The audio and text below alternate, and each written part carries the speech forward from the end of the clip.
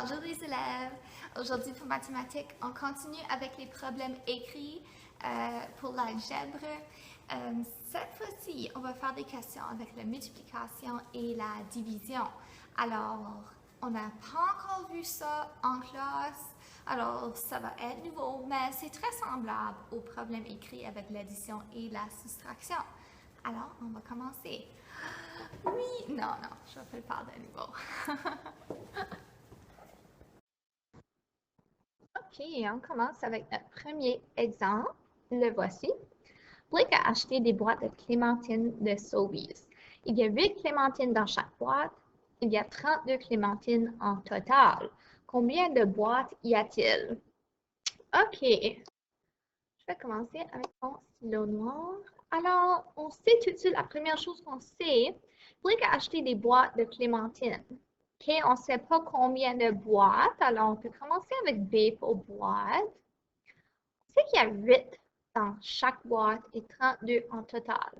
C'est qu'on fait une multiplication parce que s'il y a 8 dans chaque boîte, je ne sais pas combien de boîtes, 8 fois quelque chose va donner notre total de 32.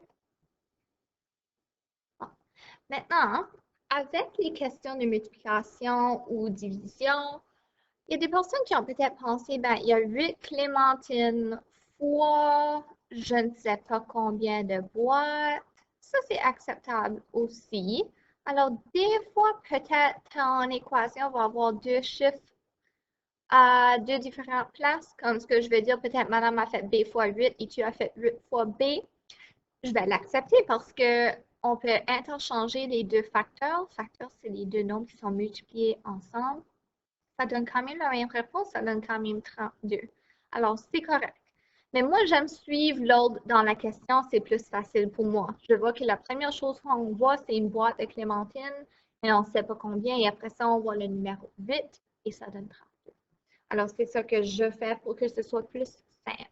Là, il faut utiliser des stratégies de multiplication pour trouver quoi fois 8 va donner 32. Alors, si tu connais tes multiplications, tu sais que c'est 4. Alors, je ne vais pas faire tout le travail aujourd'hui. B est égal à 4. Ça veut dire que Blake a acheté 4 boîtes de clémentine. C'est juste ce que tu as besoin de faire. Moi, j'ai écrit deux équations, mais tu n'as pas besoin. Mais juste une équation et trouve la variable. OK, on va aller voir un autre. Il y a 14 élèves en cinquième année, 5 à 5.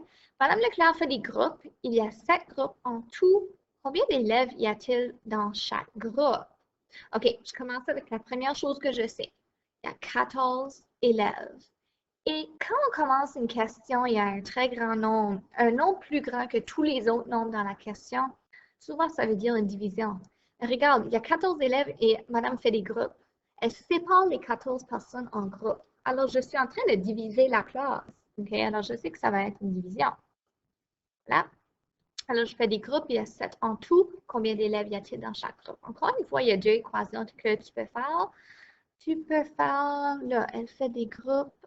On ne sait pas combien d'élèves qu'il y a. On va utiliser la lettre E. Tu peux dire, je ne sais pas combien d'élèves qu'il y a, mais il y a 7 groupes. Ou tu peux faire comme ceci. Un instant. Dire, ben, il y a 7 groupes. Je ne sais pas combien d'élèves. OK? Les deux sont bons. Check. Là, ça suffit de trouver ton E, la variable. Alors, 14 divisé par quoi va donner 7? 14 divisé par 7, ça va donner combien? C'est 2. OK, je vais faire tout le travail, toutes les stratégies cette fois-ci, OK, pour sauver un peu de temps. C'est juste ça que tu as besoin de faire. Encore une fois, fais juste une équation. Moi, je monte 2 pour vous montrer qu'il y a deux réponses possibles. OK, voici une autre question. Mason, Madison et Mia ont chacun eu un sac surprise qui contient des bonbons. En total, il y a 18 bonbons. Combien de bonbons a chaque personne dans leur sac?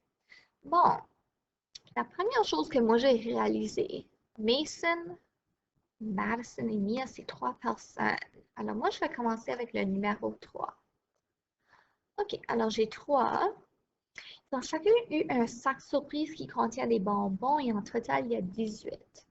OK, je ne sais pas combien de bonbons dans le sac, alors je vais dire B pour bonbons. Je sais qu'il y a 18 en total. OK? Encore une fois, c'est correct si tu as fait, je ne sais pas combien de bonbons, mais il y a 3 personnes. Et que c'est bizarre là. Et en total, il y a 18. OK, on peut faire ça avec la multiplication. On peut interchanger les variables, pas les variables, les différents chiffres dans le nombre facilement. Oui. OK. 3 fois B égale 18. 3 fois quoi égale 18? Ou quoi fois 3 égale 18? Si tu connais tes multiplications, tu sais que c'est 6. Tada. Et c'est juste ça. Encore une fois, que tu as besoin de faire. Là, combien d'autres exemples que j'ai? J'en ai pas d'autres. Je fais ceux qui sont en couleur. Ça, c'est vos exemples que vous essayez. Alors, j'ai fait 3. OK? J'ai fait une multiplication, une division et une autre multiplication. OK? Alors, je veux que tu prennes le temps d'essayer cette question toi-même. OK? En arrière de la classe, Madame Leclerc a 5 paniers roses qui contiennent des livres de français. S'il y a 45 livres en total, combien y a-t-il dans chaque panier? Alors, n'oublie pas, il y a 2 équations possibles que tu pourras trouver. Juste besoin de faire un, OK? Et pause la vidéo, prends le temps d'essayer cette question et quand tu as trouvé ta réponse, reviens et on continue. Alors, je vais continuer maintenant. Alors, la première chose que je sais, c'est qu'il y a 5 paniers roses, OK? Ils contiennent des livres de français.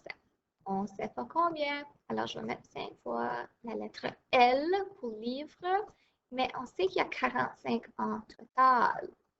Alors là, il suffit de trouver 5 fois quoi va donner 45.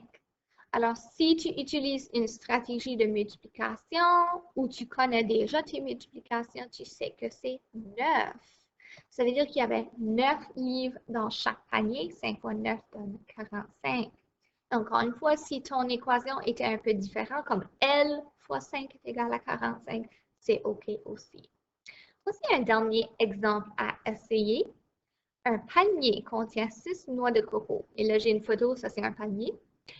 S'il y a 5 palmiers, combien de noix de coco y a-t-il en total?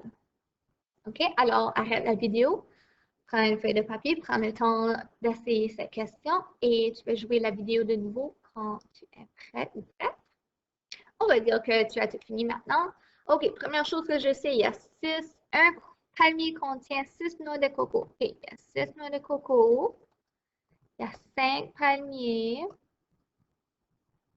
Combien de noix de coco y a-t-il en total? OK, on va utiliser N pour noix de coco. Là, mon équation est vraiment facile. Ça ressemble à juste une multiplication régulière. C'est pas comme si c'est le 6 qui manque ou le 5 qui manque. C'est juste la réponse qui manque.